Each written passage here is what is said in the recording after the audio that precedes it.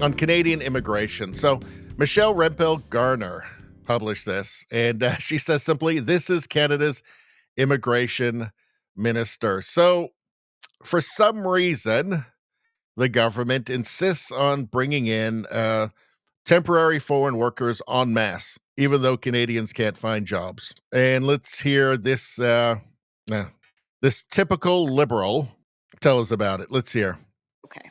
Why are you still giving TFW work permits to fast food restaurants in major urban centers? That's crazy. Again, as I explained before, the ESDC goes through and decides where we have labor gaps. People who are getting these, businesses who are getting these have to go through an I guess she compulsively twitches while she's lying. LMIA assessment. Did you tell Patty I'm a little uncomfortable issuing these permits? We have a 20% youth job crisis. I am not going to give Tim Hortons in urban centers work permits. We should change the program. Have you said that to your colleague?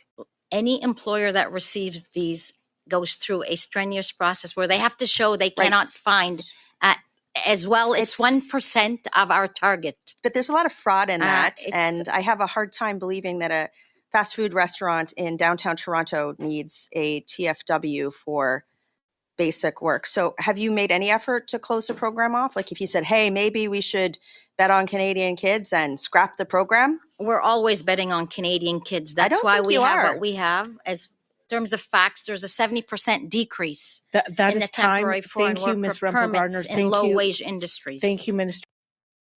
Well, it's all very simple, actually.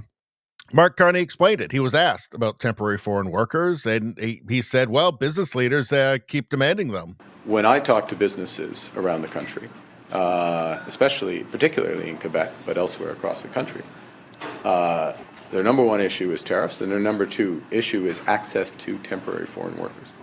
So, yeah, that's it. Just business leaders keep demanding low-wage labor, right? Minimum wage labor that won't complain, that won't ask for raises. You know, and also, too, I mean, there's a lot of subsidization that goes around, free training, all that kind of thing. So business leaders want it because it's better for them. So that explains it. Mark Carney he told us, oh, no, business leaders want this, so we got to do it, right? We've got to keep wages low, got to keep everybody on minimum wage permanently. It's good for the environment, didn't you know? Use less carbon that way. If that wasn't enough, okay, Bruce McGonigal posted this. You can become a Canadian citizen by clicking on one box online during a virtual ceremony. Virtual ceremony. This allows people who no longer live in Canada but applied for citizenship to instantly become a citizen. Once they become citizens, they can vote from wherever overseas they request a ballot and have that vote counted in whatever riding they claim they last lived in. It's also handy for flying in when you need healthcare, very expensive healthcare, and then flying back home again afterwards. Let's take a look. My colleague asked why she was allowing one-click citizenship ceremonies, which, to repeat a famous line in the House, we found on your website. People get their citizenship by doing a virtual ceremony and clicking a box. That's what we're talking about here. This is she. I cannot believe she's still the minister. Will she end one-click virtual citizenship ceremonies? Virtual citizenship ceremony were started during the time of the pandemic. We all know during COVID. So what? It shouldn't have started then. It never should have started in the first place. As if that's like some answer, like, oh, that's a gotcha right there. Well, it was started during the pandemic. So you shouldn't have done it then. In fact, there's a lot of things you shouldn't have done. Life shifted. Even in this parliament, we now have the voting app, for an example. So we're always looking for opportunities to celebrate our citizenship, to bring people together, to celebrate and build. How is this celebrating it? It's totally devaluing it. Canadian economy and make it strong, and we will continue to do that. Thank you. How does this make anything strong? I mean, it seems fairly obvious. They've got the app at the airport, the refugee app at the asylum app at the airport. You just press one button and you're just in the country. You don't even have to see anybody. You don't have to see anybody actually physically. You just press a button and you're in, and they just disappear for the rest of your life.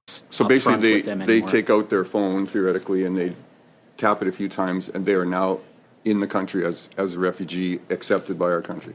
Yes, we get some basic data from them, and again, we do the biometrics. Beyond that, they're doing that on their own, yes. So no human interaction. Your members do not ask any questions, don't confirm anything. It's a free-for-all into the country that way? Very little. I don't know if I'd use the term free-for-all, but for the most part, it's self-declaration on the claimant's part, yes. And so from your perspective and your members' perspective, this is not a good thing? This is a terrible thing. It seems fairly obvious that leftists all over the world, across Western civilization, are trying to create a permanent underclass that will vote for them forever, whose interest will be in voting for the leftists who will just give them free stuff. It all seems fairly obvious to me, incredibly corrupt, and just civilizationally suicidal. For what? For what? For the ambitions of petty, small people. For the ambitions of the worst amongst us. Anyway, that's all I'm going to say about that. Please like, share, and subscribe. Subscribing really helps me out. I thank you for that. I will see you next time.